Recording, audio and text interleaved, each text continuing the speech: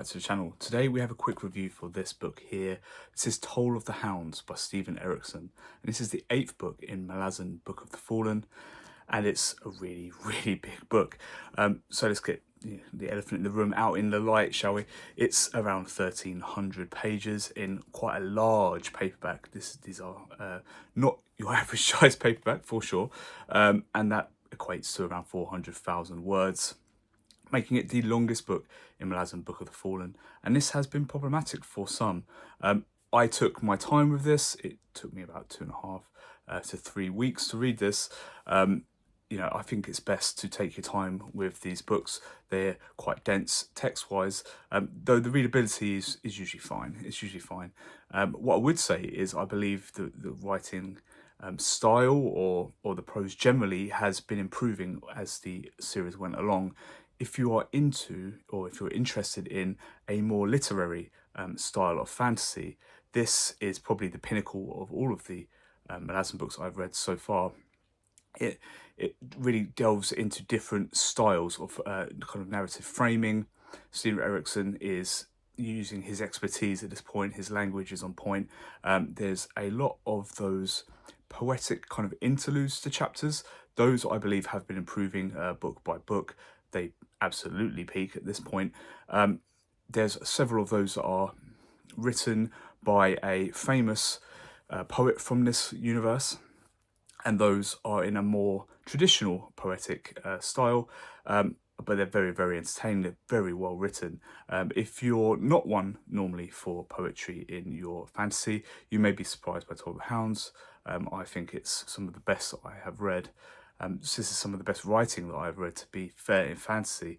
But it's not a book without its own flaws. I mean, it is extremely long, and I have kind of picked a couple of the books in the series so far that have not been very appreciative of the reader's time. I believe this book is extremely guilty of that. I think the last 400 or 500 pages are written with a real, cadence. They're written with a decent page-turning pace.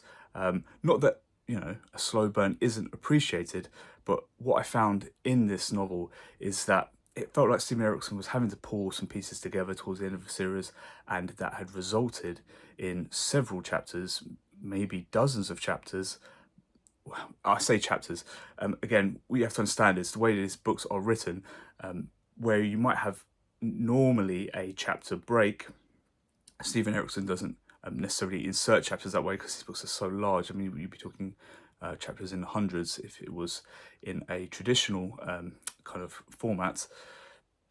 What I would say is there are segments of this novel that just didn't inspire me. I felt like they didn't offer much. We're getting a lot of kind of inner dialogue for some characters that I care nothing for. Again, you may be completely different to me, but when it comes to Nemander and his crew, his kind of young kind of test crew, and their journey to kind of confront their kind of patriarchy of their family, it's not doing anything for me. Those chapters are very slow, but more importantly, they don't really offer anything. We take looks into their psyche. It's pretty shallow stuff. It's not particularly creative. It doesn't offer the reader any kind of look into their own life or into the lives of people they may know.